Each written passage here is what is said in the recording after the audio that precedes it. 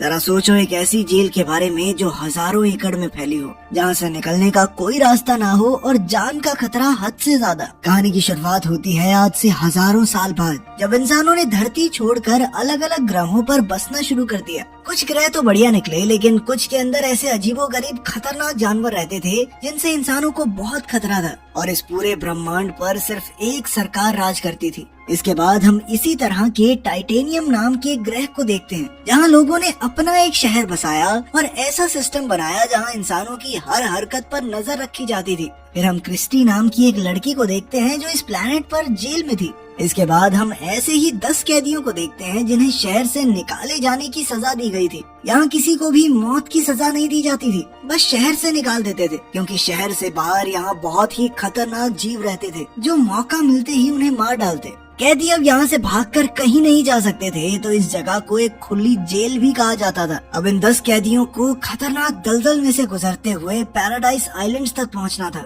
लेकिन सच तो ये था कि आज तक कोई पैराडाइज आइलैंड्स तक पहुँच ही नहीं पाया था।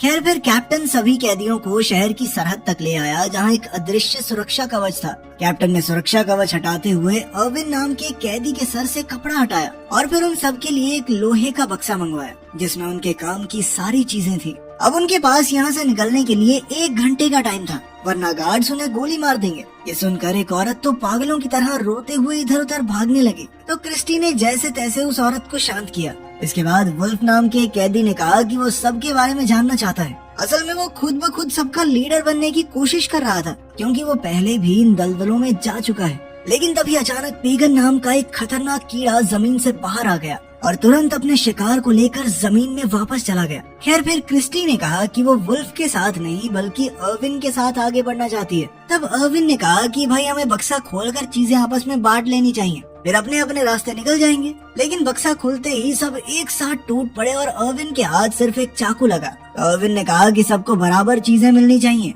लेकिन तभी वुल्फ के साथी ने क्रिस्टी पर हमला करने की कोशिश की, मगर अर्विन ने उसी वक्त उसकी गर्दन पकड़कर सबको धमकी दी कि एक दूसरे पर हमला करने का अंजाम अच्छा नहीं होगा। आखिरकार वुल्फ ने उन्हें उनका हिस्सा दे दिया, लेकिन फिर अर्विन ने कुछ खाने की चीजें उनको देने के बदले उनसे वो खाली बक्सा मांग लिया, जिसके लिए वुल्फ खुशी खुशी तैयार हो गया। तभी महल से आवाज आई कि कैदियों को अभी के अभी यहाँ से निकालना होगा, तो वुल्फ ने अपनी टीम को आगे बढ़ने का ऑर्डर दिया। वहीं अर्विन और क्रिस्टी ने भारी बक्सा अपनी कमर पर बांधा और अपने रास्ते निकल पड़े। तभी अचानक महल से हमला हुआ और सभी लोग पत्थरों के पीछे छुप गए। तब अर्विन को एहसास हुआ कि असल में ये हमला उसे मारने के लिए किया गया था। उसने क्रिस्टी को अपने साथ रेंगते हुए आगे बढ़ने को कहा। फिर जल्द ही वो एक सुरक्षित जगह पर आ पहुँचे और तब अर्विन ने देखा कि वुल्फ की टीम भी उनका पीछा कर रही है। इसके बाद क्रिस्टी ने अर्विन से पूछा कि क्या सच में पैराडाइज आइलैंड नाम की कोई जगह है भी। इस पर अर्विन ने जवाब दिया कि अगर वो जगह ना होती तो सरकार के लोग उन पर हमला क्यों करते। गार्ड्स को पूरा यकीन था कि अर्विन रास्ते में ही मारा जाएगा। खैर, अर्विन ने कहा कि वो पहली बार इस रास्ते पर जा रहा है, लेकिन उसे यकीन है कि वो जरूर कामयाब होगा। असल में कुछ साल पहले अर्विन सरकार के प्रेसिडेंट का एडवाइजर हुआ करता था। वहीं दूसरी ओर हम देखते हैं कि नए प्रेसिडेंट ने कैप्टन को बुलाकर पूछा कि ये एडवाइजर अब तक जिंदा कैसे है। तो कैप्टन ने उसे यकीन दिलाया कि आज तक कोई इन दलदलों को पार नहीं कर पाया। उधर क्रिस्टी और अर्विन को रास्ते में थोड़ा साफ पानी मिला, तो क्रिस्टी ने अपना चेहरा धोया और आने वाले समय के बारे में सोचने लगी। तभी अचानक अर्विन ने क्रिस्टी को बिल्कुल हिलने से मना कर दिया। क्रिस्टी को लगा कि अर्विन उसका फायदा उठाना चाहता है, मगर असल में तो अर्विन ने उस पेगन कीड़े को देख लिया था जो अचानक जमीन से बाहर आ गया था। जब अर्विन उसका सामना कर रहा था तो क्रिस्टी ने हिम्मत दिखाकर चाकू से कीड़े को काट डाला। बाद में जब वो अर्विन के घावों पर मरहम लगा रही थी तो क्रिस्टी ने बताया कि एक बार एक इंस्पेक्टर ने उसके साथ जबरदस्ती करने की कोशिश की थी, लेकिन जब क्रिस्टी नहीं मानी तो उस पुलिस वाले ने बिना किसी गलती के उसे जेल में डाल दिया। उसी समय वुल्फ का ग्रुप भी वहाँ पहुँचा। वुल्फ उनसे वो लोहे का बक्सा वापस लेना चाहता था, मगर अर्विन ने कीड़े के काटे हुए हिस्से को अपने हाथ पर बांधा और उसे हथियार की तरह इस्तेमाल करके वुल्फ पर हमला करने लगा। वुल्फ को एहसास हुआ कि इस समय वो अर्विन का मुकाबला नहीं कर सकता, इसीलिए उसने अर्विन और क्रिस्टी को जाने दिया, लेकिन फिर भी वो उनका पीछा करते रहे। असल में वुल्फ चाहता था कि वो दोनों आगे चलकर पहले दलदल में फंस जाएं, ताकि उनके ग्रुप को आने वाली मुसीबत का पहले ही पता चल जाए। कुछ समय बाद अर्विन को जमीन से पेगन्स निकलते दिखाई दिए, तो उसने क्रिस्टी को चुपचाप नीचे लेट जाने को कहा।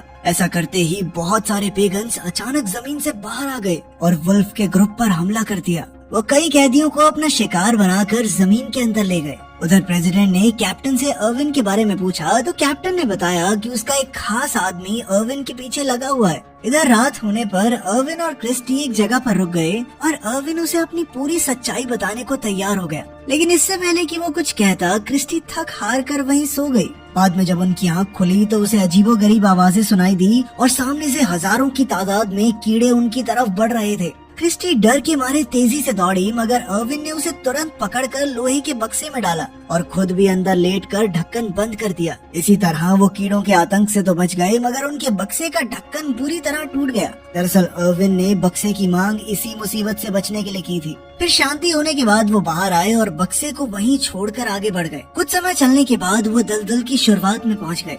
वहीं वुल्फ का पूरा ग्रुप भी उनका पीछा कर रहा था। लेला नाम की एक लड़की को लगा कि ऐसे तो अर्विन और क्रिस्टी ज्यादा आगे निकल जाएंगे, तो वो उनके पास पहुंचने के लिए तेजी से चलने लगी। तब वुल्फ उसे रोकने के लिए दौड़ा, मगर अचानक वो खुद ही दलदल में फंस गया। उसी वक्त लेला ने सबको बताया कि अर्विन असल में पिछले प्रेसिडेंट का एडवाइजर था और वो जानता है कि यहाँ से जिंदा बाहर कैसे निकलना है। फिर यान नाम के कैदी ने वुल्फ को बाहर निकाला। खैर रात होने पर अर्विन और क्रिस्टी एक जगह रुके और अर्विन ने उसे कच्चे मेंढक खिलाए। फिर उसने खुद ही क्रिस्टी को बताया कि वो पहले प्रेसिडेंट का एडवाइजर हुआ करता था, लेकिन वहाँ के सिस्टम का काला सच जब उसके सामने आया तो उसने आम लोगों के सामने उनका पर्दाफाश करने का फैसला किया। अब किसी को भी सीधे तौर पर मारना अलाउड नहीं था, तो सरकार ने उसे मरने के लिए इस दलदल में भेज दिया। लेकिन अर्विन यहाँ आने से पहले सिस्टम के अंदर एक ऐसा वायरस डाल के आया है जो एक खास कोड से बंद है और ये कोड उसके सिवा कोई नहीं जानता। अब जल्द ही सिस्टम ठप होने वाला है, कोई हथियार कोई कैमरा काम नहीं करेगा और लोग फिर अपनी मर्जी से एक नया सिस्टम बना सकेंगे।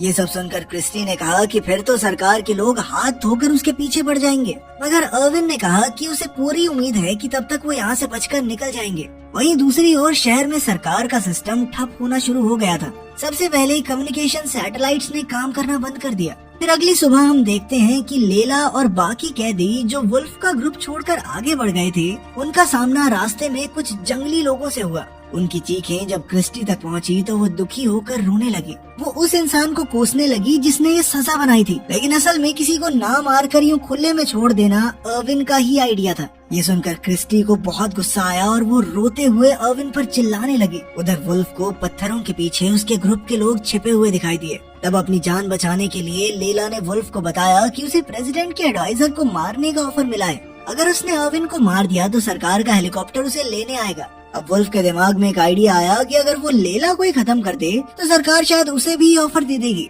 लेकिन फिर लेला उससे बचकर भागी और दलदल के अंदर एक खूंखार मकड़ी के जाल में जा फंसी। वो बेचारी वहीं तड़प तड़प कर मारी गई। जब कैप्टन को खबर मिली कि उनकी जासूस मारी गई तो उसने सार्जेंट मैटियस को हथियार देकर एडवाइजर को मारने के मिशन पर भेजा। वहीं दूसरी ओर वुल्फ का एक और साथी रास्ते में मारा गया। इधर यान ने अर्विन और क्रिस्टी के पास जाकर उन्हें भटका दिया, जिससे अर्विन वुल्फ के जाल में फंस गया। वुल्फ ने अचानक उसे बांधकर कैद कर लिया था और अब वो उसे मारना चाहता था ताकि सरकार उसे आजाद कर दे। अब कोई और चारा नहीं था, इसलिए अर्विन ने क्रिस्टी को भाग जाने को कहा और क्रिस्टी ने अचानक उसे चूम लिया। इधर वुल्फ ने अर्विन को खड़ा होने को कहा, मगर अर्विन उसकी एक सुनने को राजी नहीं था। इसीलिए वुल्फ को उसे अपनी पीठ पर उठाकर आगे बढ़ना पड़ा। वहीं हम देखते हैं कि सार्जेंट मैटियस और उसका ग्रुप पुरानी जेल के खंडरों में पहुंचे, जहां कई खूंखार अपराधी रहते थे। जल्द ही वुल्फ भी वहां पहुंच गया। फिर उसने अर्विन और क्रिस्टी को एक जगह पहुंचाया और सार्जेंट मैटियस से डील करने पहुंचा, लेकिन उनकी बातचीत के बीच ही अर्विन वहां से भाग निकला। तब वुल्फ ने घबराकर सार्जेंट को कहा कि तुम चिंता मत करो, मैं उसे ढूंढ निकालूंगा, मगर सार्जेंट ने गुस्से में उसे गोली मार दी। फिर सार्जेंट को क्रिस्टी और यान मिले तो सार्जेंट ने यान को भी मार डाला और क्रिस्टी को अपने कब्जे में लेकर आगे बढ़ा। तभी अर्विन ने सामने आकर सार्जेंट से क्रिस्टी को रिहा करने को कहा और इसके बदले में वो खुद को उसके हवाले कर देगा। लेकिन क्रिस्टी को रिहा करते ही सार्जेंट ने उसकी पीठ में बेहोश कर देने वाला ट्रैंकुलाइजर मार दिया और तभी अचानक पीछे से वुल्फ ने सार्जेंट को मार डाला। वुल्फ अब अपनी आखिरी सांसें गिन रहा था, मगर वो सार्जेंट से बदला लेने से नहीं चूकने वाला था। तब अर्विन ने वुल्फ का शुक्रिया अदा किया तो वुल्फ ने उसे सलाह दी कि पैराडाइज आइलैंड जाने की कोशिश मत करो, क्योंकि ऐसी कोई जगह है ही नहीं। उसे इतनी सलाह देकर वो मर गया। बाद में हम देखते हैं कि अर्विन क्रिस्टी को अपनी बाहों में उठाकर समुद्र तक पहुंचा और उसे एहसास हुआ कि इसे पार करने के बाद ही वो पैराडाइज आइलैंड तक पहुंचेंगे। इसे पार करने के लिए उसने खुद पौधे इकट्ठा करके उनका छोटा सा आइलैंड बनाया उधर कैप्टन अब सार्जेंट से कांटेक्ट नहीं कर पा रहा था, तो वो समझ गया कि एडवाइजर को ढूंढने का अब कोई फायदा नहीं। खैर फिर भी उसने अर्विन के पीछे एक आखिरी ड्रोन भेजा।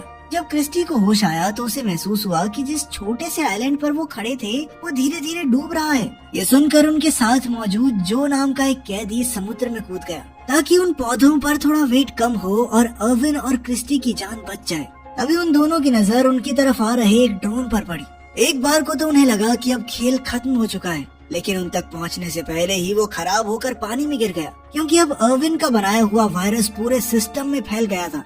अब उसे थोड़ी खुशी हुई क्योंकि शहर के लोग करप्ट सरकार के चंगुल से बाहर आ जाएंगे, लेकिन अचानक उन्होंने देखा कि वो बहुत तेजी से एक झरने की तरफ बढ़ रहे थे। लेकिन तभी उन्होंने जैसे तैसे खुद को अपने छोटे से आइलैंड से बांधा और वो वहाँ से नीचे गिरकर भी बच गए। ये किसी करिश्मे से कम नहीं था। आखिरकार वो किनारे तक पहुँचे जहाँ प्रेसिडेंट के लिए खुफिया बंकर बनाया गया था। इसे बनाने वाला कोई और नहीं बल्कि अर्विन ही था, लेकिन उसे खोलने के लिए कोड का आखिरी नंबर अर्विन को पता नहीं था, क्योंकि वो प्रेसिडेंट ने खुद डाला था। वो तुक्का नहीं मार सकते थे, क्योंकि अगर 2 ट्राई में उन्होंने सही जवाब नहीं भरा तो बंकर लॉक हो जाएगा। लेकिन फिर उसने थोड़ा दिमाग लगाकर प्रेसिडेंट की तरह सोचते हुए नंबर डाला और दरवाजा फट से खुल गया।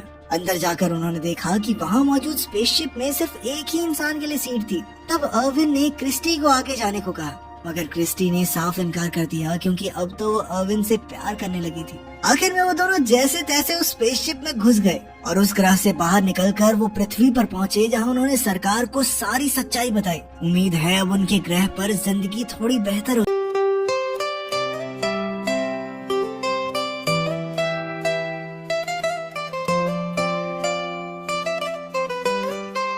तू अखियां देना देने, तू दिल दे करीब या माही मेरे सोनिया, तू जान दे करीब या। तेरे बिना जिंदगी जीना बादा सौखा, एक पल तेरे बिना साली ना बनोखा। तेरे बिना दिल का धड़कन भी बादा सौखा।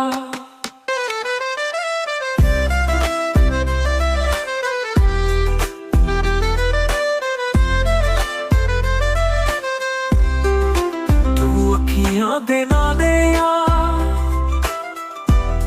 तू दिल दे करीब यार, माही मेरे सोनिया, तू जान दे करीब यार।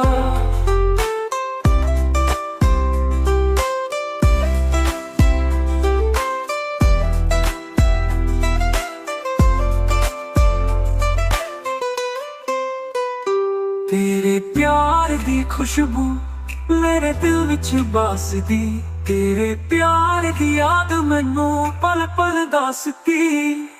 मैं तेरे नाल रहना, तेरे नाल ही मैं जीना, तेरे प्यार विच खुश रहना, तेरे प्यार विच ही मैं पागल हो जाना।